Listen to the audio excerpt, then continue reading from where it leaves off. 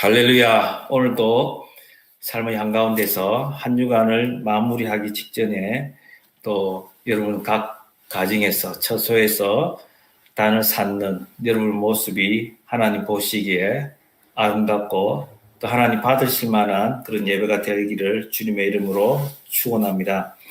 우리가 1장에서 3장까지는요, 하나님의 영원하신 그 구원 계획을 우리가 바울을 통해서 들을 수가 있었습니다. 하나님의 영원한 구원 계획. 하나님이 세상을 창조하시고 우주를 창조하셨지만 우주는 인간의 죄로 인해서 깨어졌습니다. 부서졌습니다. 망가졌습니다.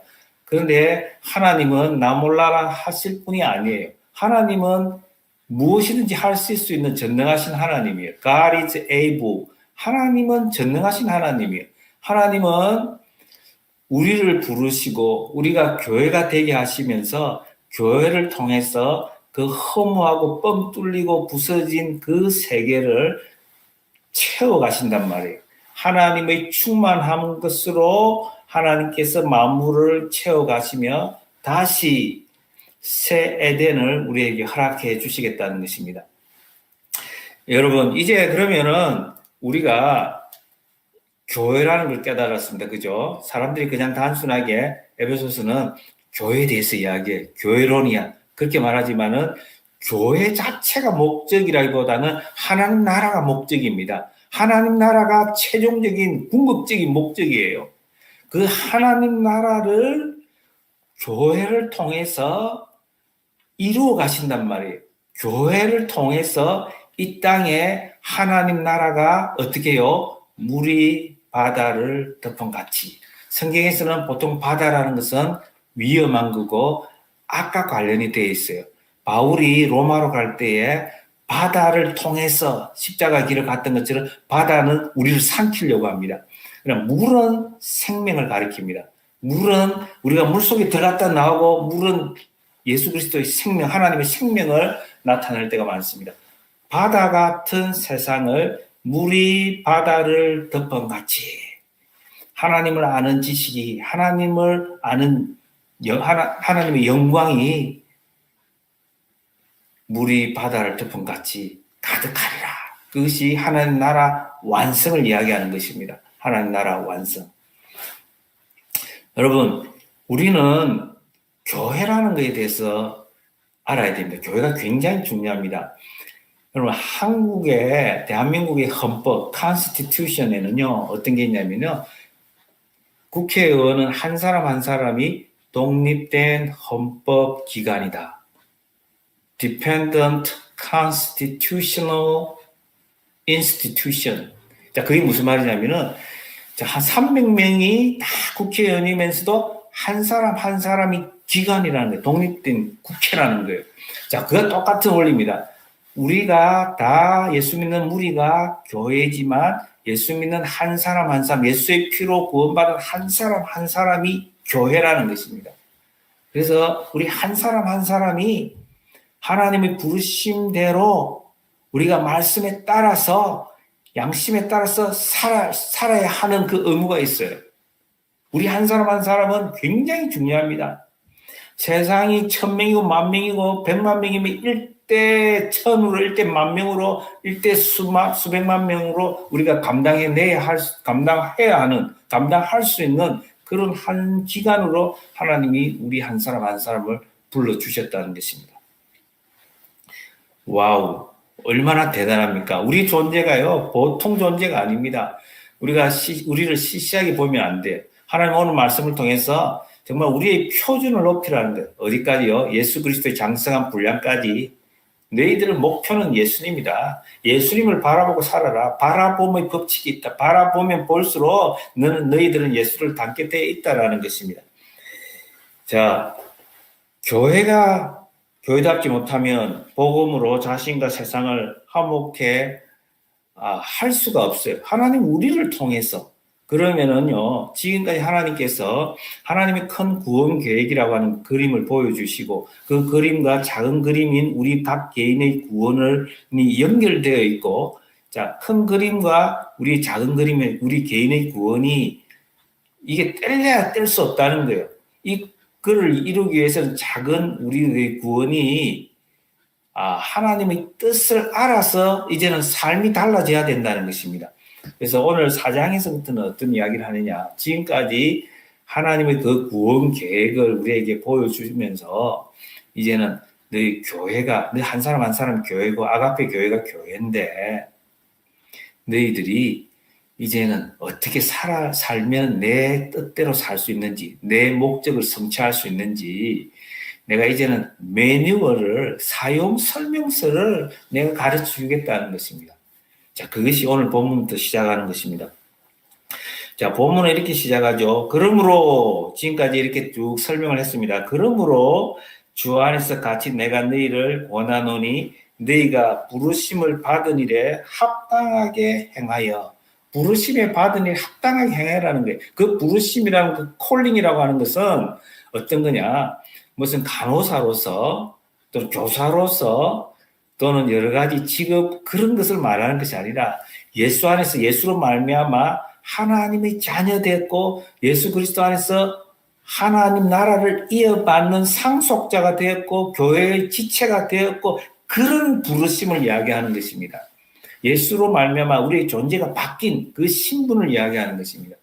자, 그러면은 예수쟁이답게, 쉽게 말하면 예수쟁이답게 이제 살아야 되는데 어떻게 하냐? 예수쟁이는 사명이 있다는 거죠. 사명이 있습니다. 그냥 예수 믿다가 나 혼자서 그냥 어떻게 뭐 살든지 나 혼자 예수 잘 믿고 예수 믿고 그냥 믿음 버리지 않고 그냥 천국 간다. 그런 게 아니라고 했죠.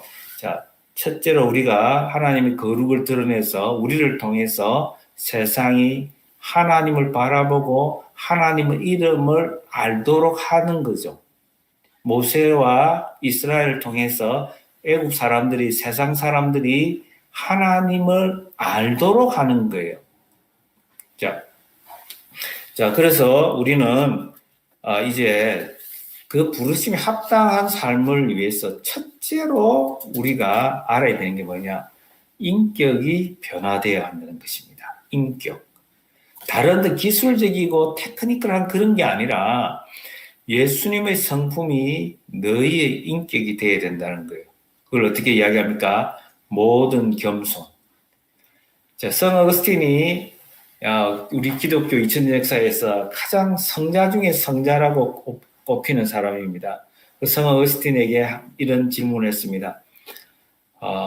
기독교 덕목, 벌추 중에서 최고의 덕목이 무엇입니까? 첫 번째 덕목이 전혀 망설임 없이 성 어거스틴이 이렇게 대답했습니다. 겸손입니다. 그러면요, 두 번째는요? 두 번째도 망설임 없이, 주저함 없이 겸손입니다. 그러면요, 세 번째는 뭐예요? 세 번째는 다른 게 있을 거 아니에요? 세 번째도 겸손입니다. 라고 말했다는 것입니다. 그렇습니다. 모든 겸손이라고 할 만큼 우리는 이 겸손에서 우리가 멀면 안 된다는 거예요. 우리의 삶이 겸손하지 않고서는 정말 부르심에 합당한 삶을 꿈꾸기 어렵다는 것입니다.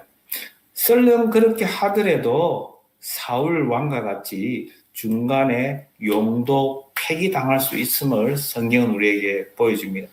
그 삶이 중심이 하나님을 모시지 않으면은 나의 왕으로 하나님을 모시지 않으면은 내가 그 하나님 앞에 엎드리지 아니하면은 다윗 같지 않고 사울 같이 살면은 용도 폐기될 수 있다는 거예요. 실컷 일만 하고 그냥 그 삶은 하나님이 받아주시지 않는, 인정하지 않는 삶이 될 수 있다는 것입니다. 여러분, 저는 우리 그리스도인은 뭐 후회라는 게 있을 수 없죠. 가장 늦었다고 생각할 때가 바로 또 은혜 받을 만한 때죠. 지금이 은혜 받을 만한 때요. 또 구원받을 만한 때라고 성경은 말합니다. 그러므로 우리가 과거에 아무리 어떤 잘못이 있더라도 지금 우리가 하나님 앞에 엎드리기만 하면 우리는 살 길이 열리는 것입니다.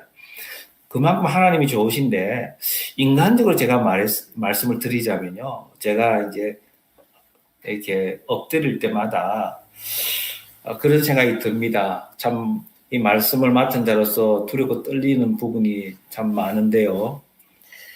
제 사역을 돌이켜 볼 때에 또 제 삶을 돌이켜 볼 때에 내가 그때 좀 겸손이라는 게 어거스틴처럼 그게 그렇게 중요한 것이라는 것을 알았더라면, 내 인생이 참 더 풍성했을 텐데, 더 많은 사람에게 내가 예수 그리스도의 향기를 드러낼 수 있었을 텐데 하는 생각들을 하게 됩니다.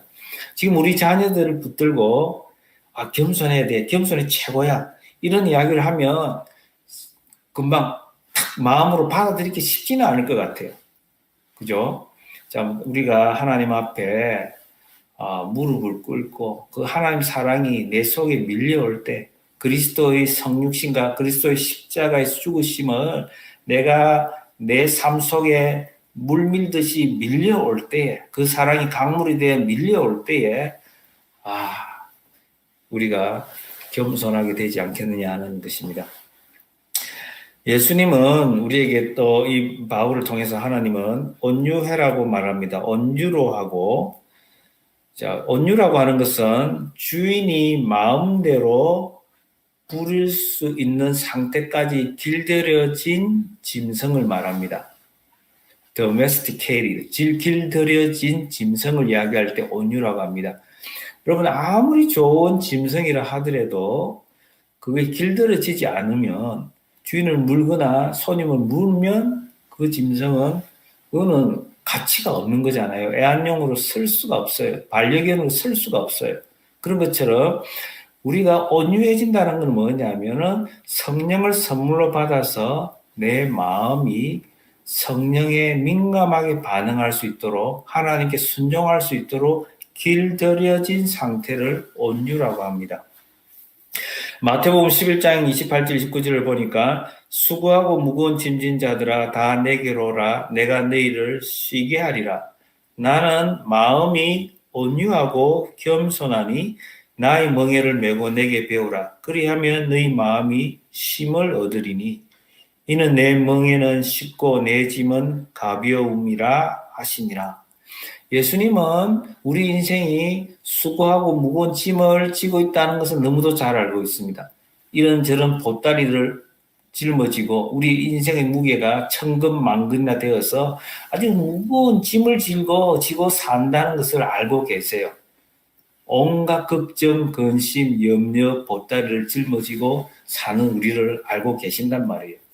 예수님은 우리에게 참 안식을 주시기를 원하시고 우리 인생의 짐을 다 맡아 주시기를 원하세요. 자, 그런데 우리가 예수님을 본받지 않으면, 예수님의 겸손과 예수님의 온유함을 본받지 않으면 우리는 예수 안에서 참 안식을 누릴 수 없고, 겸손하지 않으면 우리의 짐을 주님께 맡길 수가 없어요. 순종할 수가 없어요. 나는 내대로 계획이 있습니다. 주님 요것만 맡아주세요. 그렇게 해서는 우리가 참 안식과 쉼과 우리의 인생이 가벼워질 수 없다는 것입니다. 그 다음에 오래 참음으로 사랑 가운데서 용납하고 라고 합니다. 여러분, 우리가 부모를 생각하면 참 감사한 게 무엇입니까? 우리의 밑바닥부터 너무도 잘 알지만, 우리의 연약한 모습을 있는 그대로 알고 있지만 오래 참음으로 사랑 가운데서 용납해 주신 것, 어떤 재산을 물려주셨고 다른 그런 것이 아니라 우리가 엄마라고 하는 이름, 어머니라고 하는 이름, 그 앞에 우리의 마음이 무너지는 것은 무엇입니까? 내 모습 이대로 그냥 용납해 주시고 사랑 안에서 나를 받아주신 것, 그걸로 인해서 우리는 부모라고 하는 이름 앞에 고개가 숙여지는 것입니다. 자, 그런 것처럼 우리 교회 생활이라고 하는 것은 이렇게 오래 참음으로 사랑 가운데서 서로 용납해야 한다는 것입니다. 우리가 성경 공부 시간에 한 자매님이 그렇게 이야기를 합니다. 참 예수를 믿고 보니까 정말 세상에서 말하는 그런 상식도 있고 경험도 있고 논리도 있고 세상이 말하는 그런 정의가 있는데 그대로 이렇게 하면 되는데 내 생각과 세상이 가르쳐주는 그런 지식과 다르게 하나님의 시간이 있더라는 거예요. 말씀 안에 하나님 안에 들어보니까 하나님의 계획이 있고 하나님의 뜻이 있고 하나님의 섭리가 있는 것입니다. 우리는 그것을 이겨나갈 수가 없어요. 우리가 어떠한 계획을 세우더라도 정말 이거는 정말 주를 위해서 세우는 계획입니다라고 하더라도 우리의 발걸음을 인도하시는 분은 하나님인 거예요. 우리에게 이름을 주시는 분은 하나님. 우리의 발걸음을 인도하시는 분도 하나님. 여러분, 우리는 그 하나님 때문에 하나님의 시간을 기다리고 뜻을 바라보면서 우리가 마음에 들지 않는 부분도 참고 기다리고 인내하면서 용납해야 하는 것입니다. 두 번째는 뭐냐면요. 첫 번째는 인격의 부분이고 두 번째는 하나됨의 이야기를 합니다. 평안의 매는 줄로 성령이 하나 되게 하신 것을 힘써 지키라. 한번 4절에서 6절을 한번 보겠습니다. 한번 4절, 6절을 다 같이 읽겠습니다. 몸이 하나요 성령도 한 분이시니 이와 같이 너희가 부르심의 한 소망 안에서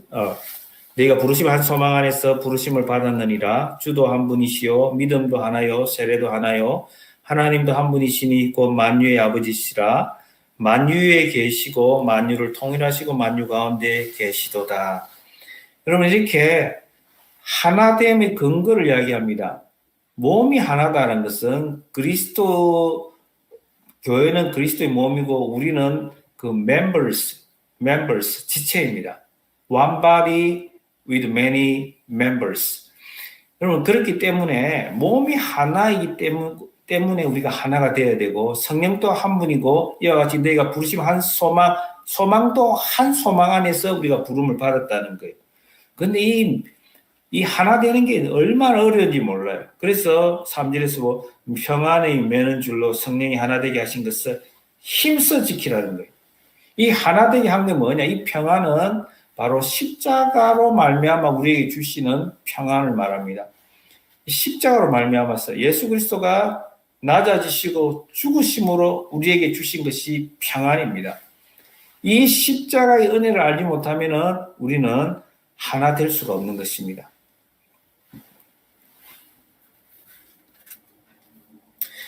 자, 하나님은 또한 예수님의 유언이기도 합니다. 요한복음 17장 21절 보면 아버지여 아버지께서 내 안에 내가 아버지 안에 있는 것 같이 그들도 다 하나가 되어 우리 안에 있게 하사 세상으로 아버지께서 나를 보내신 것을 믿게 하옵소서. 여러분, 하나님은 하나이죠. 그죠? 삼위일체잖아요. 자, 예수님이 아버지여, 지금 유언 기도에 십자가 지시기 전에 대제사장적인 기도죠. 십자가 지시기 전에 유언처럼 주시는 말씀이에요. 아버지여, 우리가 하나인 것처럼 내가 아버지 안에 아버지가 내 안에 있는 것 같이 그들도 교회입니다. 그들은 다 하나가 되어 우리 안에 있게 하사 세상이 아버지가 하나님 아버지가 예수를 이 땅에 보낸 것을 믿게 하옵소서.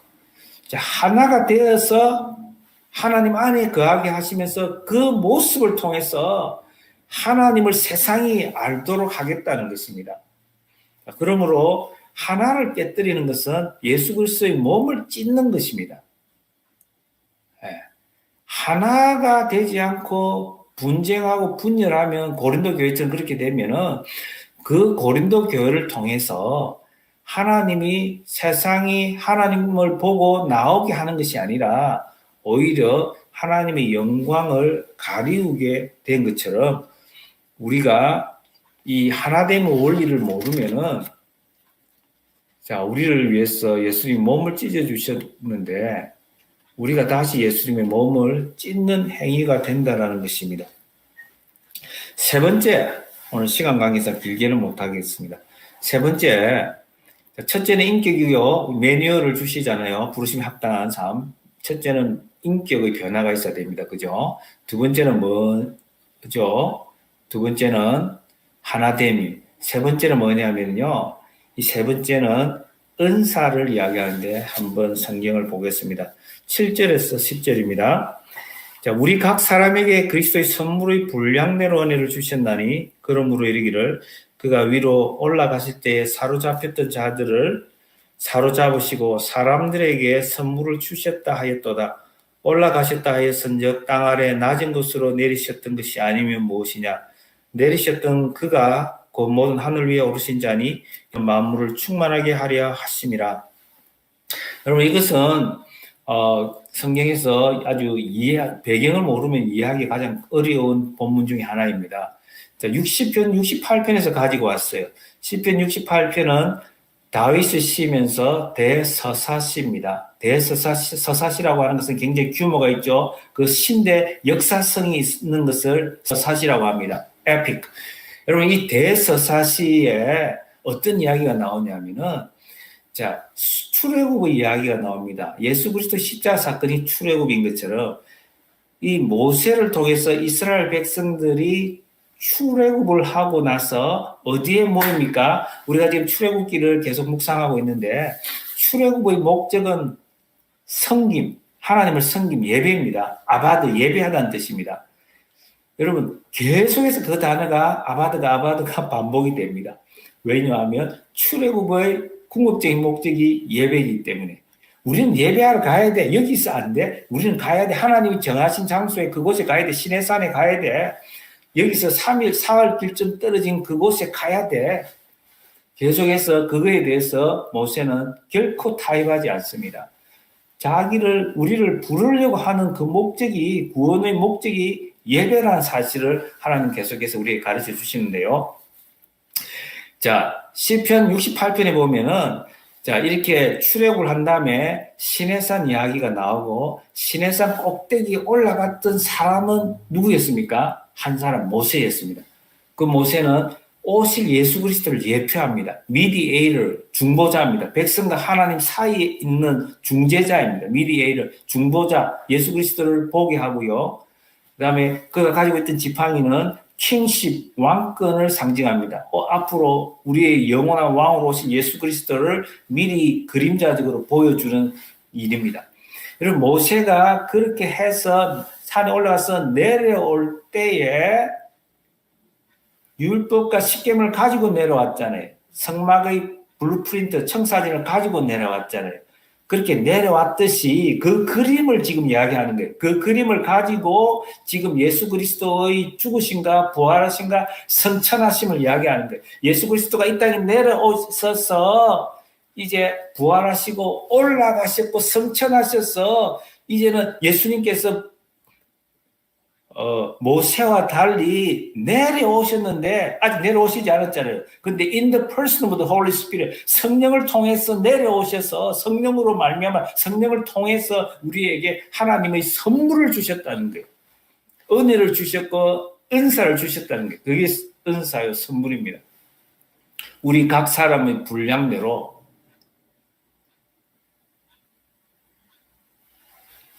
여러분 이해가 되십니까? 그렇게 하나님께서 우리에게 선물을 주신 이유가 뭐냐 하면 여러분 큰 구원 계획 속에 하나님의 구원 계획이 있죠. 이 우주를 recreation, 재창조하시는 하나님의 구원 계획이 있습니다.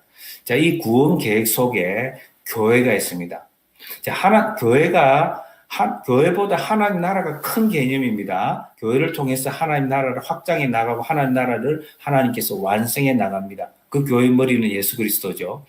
자, 이 그림을 교회를 통해서 만물을 충만하게 한다라고 우리는 배웠습니다. 그렇죠?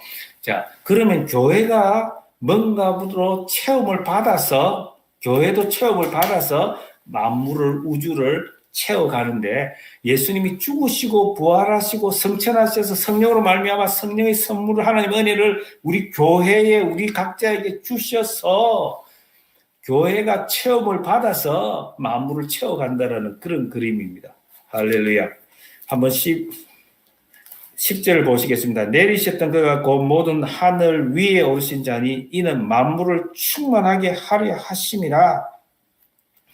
자, 충만이라는 단어가 계속 반복이 되죠. 그죠? 우리가 보는데 또 성경의 13절에 보면 우리가 다 하나님 아들을 믿는 것과 아는 일에 하나 되어 온전한 사람을 이루어 그리스도의 장성한 분량이 충만한 데까지 이르리니 하나님은 우리에게 대해서 적당하게 사랑하는 법이 없어요. 그냥 하나님은 우리를 채우시겠다. 하나님의 임재로 채우시는 거예요. 예수님이 하나님 안에, 하나님이 예수 안에 있는 것처럼 우리를 하나님으로 채우시겠다는 거예요. 여러분, 그게 우리 인간의 눈으로, 인간의 상식으로는 이게 뭐 이해가 쉽지가 않아요. 하나님이 우리에게 온갖 좋은 것으로 우리를 가장 사랑스러운 모습으로 하나님의 능력으로 하나님의 사랑으로 우리를 충만하게 하시겠다는 것입니다. 여러분, 그 다음에 11절 12절에서는 이게 직분에 대한 이야기가 나옵니다. 직분의 이야기가 나오는데 우리가 잘 알다시피 고린도전서에서 전서 12장, 13장, 14장에서 자세하게 그런 은사나 직분을 이야기하는 것이 아니고 여기서는 특별히 이 교회가 될 수 있도록 부르심에 합당한 삶을 살 수 있도록 이게 매뉴얼을 주고 청사진을 주는데 그 청사진에서 가장 중요한 부분만 이야기합니다. 뭐냐? 11절 보시면요. 그 어떤 사람은 사도로, 어떤 사람은 선지자로, 어떤 사람은 복음 전하는 자로, 어떤 사람은 목사와 교사로 삼으셨으니, 자, 여기서 나오는 초대교회에 나오는 직분들입니다. 사도, 선지자, 복음 전하는 자. 사도가 있었고요. 선지자가 있었고요. 빌립 주사와 같은 복음 전하는 자가 있었습니다. 그런데 오늘날 이런 직분들은 거의 없어졌고 복음 전하는 자는 선교사라고 볼 수가 있습니다. 어떤 사람은 목사와 교사라고 했는데 목사와 교사는 헬라어에서는 한 사람입니다. A pastor and teacher입니다.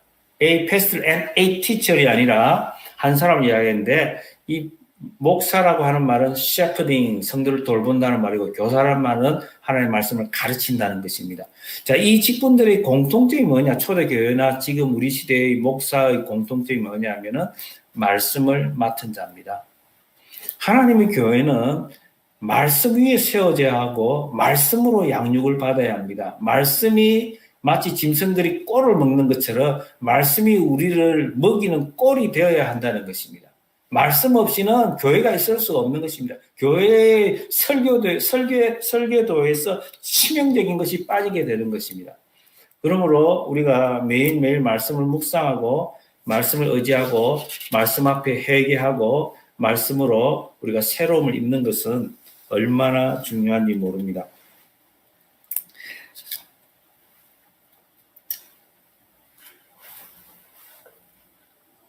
그러면요, 말씀을 맡은 자가 좀 구체적으로 어떻게 하느냐를 오늘 성경 우리 가르쳐 줍니다. 12절인데요.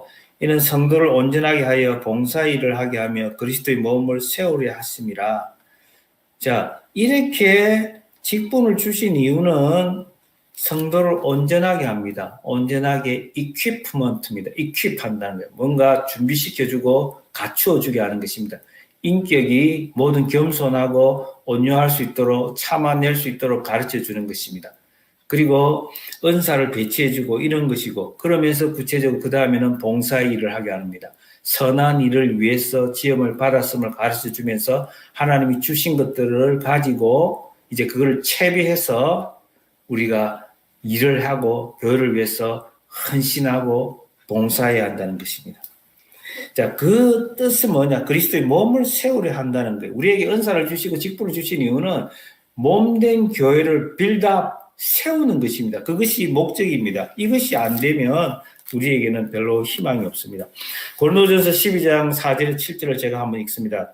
1 Corinthians chapter 12 verses 4 through 7. 은사는 여러 가지나 성령 같고 직분은 여러 가지나 주는 같으며 또 사역은 여러 가지나 모든 것을 모든 사람 가운데서 이루시는 하나님은 같으니 각 사람에게 성령을 나타내심은 유익하게 하려 하심이라. 이 모든 일은 같은 한 성령이 행하사 그의 뜻대로 각 사람에게 나누어 주시는 것이라. 여러분 성경을 보니까요. 각 사람에게 성령을 나타내시면 유익하게 하려 하심이라. 이 for common good입니다. 공동선이라고 번역하죠. 세상에서는요. 자, 이 공동선을 위해서 성령으로 말미암아 하나님의 선물을 예수 그리스도께서 우리에게 주신 것이 은사고 직분인데 여러분 몸을 세우는 것이고 공동선을 위한 것이고 나를 위한 것이 아닙니다. 이것을 아주 쉽게 우리가 적용하는 건 뭐냐? 공부해서 남주나라고 부모들은 말했지만 그거는 잘못된 것. 너 왜 공부하냐? 남 주기 위해서 공부한다가 성경에 비춰보면 정확한 해석인 거예요. 나는 엄마 남 주기 위해서 공부합니다. 나를 위해서가 아니라 남 주기 위해서 공부합니다. 이렇게 우리 자녀들을 가르쳐야 합니다. 그것이 바로 오늘 본문을 해석해낼 수 있는 것과 같습니다. 여러분, 각 사람에게라고 고린도전서에 분명히 말합니다. 하나님은 각 사람에게 everyone is gifted without any exception. 예외 없이 모든 사람이 다 은사를 받았다는 거예요.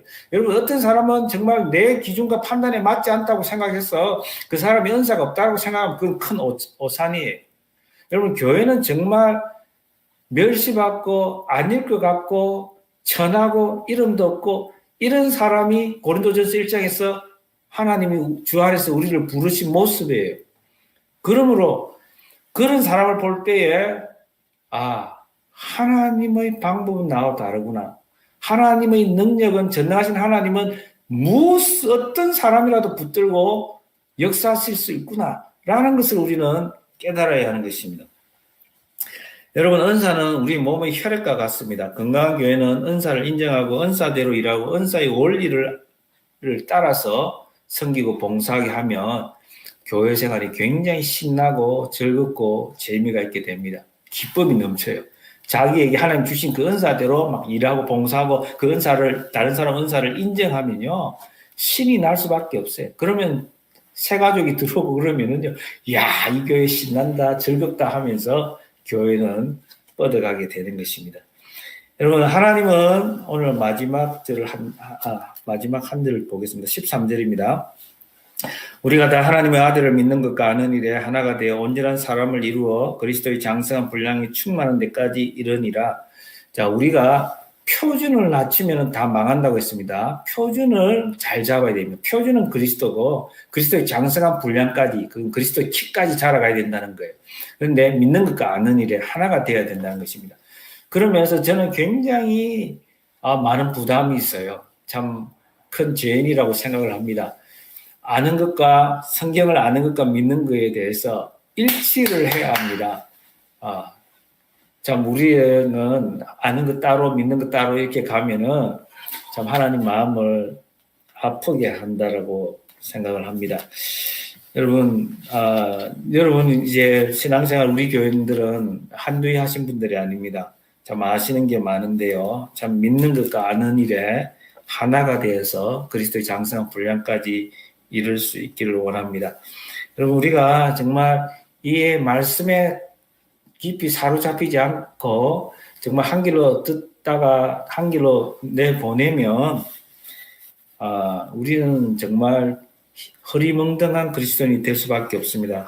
하나만 말씀드리겠는데요. 한번 들어보세요. 여러분은 이 말이 어떻게 받아들여지는지요. 돈 많이 벌어서 나쁠 게 뭐 있어? 요즘 세상에 돈 없이 어떻게 살아? 못 버는 사람이 바보지. 돈도 하나님의 축복이야. 돈도 하나님의 축복이야. 여러분, 이거는 배금 사상, 돈을 숭배하는 사상에서 나오는 말이에요. 근데 이게 오늘 교회에서 이게 버젓이, 이 그리스도인이 이 말 들어도 그게 맞는가 하는 사람들도 있단 말이에요. 여러분, 말씀을 그냥 허리멍덩하게 받아들이면요, 우리가 파도처럼 바람처럼 이리 밀리고 저리 밀리고 할 수 있다는 것입니다. 여러분, 교회는 말씀 위에 세워져야 되고 말씀에 확신을 가져야 되고 예수 그리스도 안에 우리가 깊이 뿌리 내리고 터가 굳어져야 하는 것입니다. 또 하나님이 주신 은사를 기쁨으로 받아들이고 하나님 앞에 예수 그리스도를 위해서, 몸된 교회를 위해서 헌신하는 그런 사람들이 다 되기를 주님의 이름으로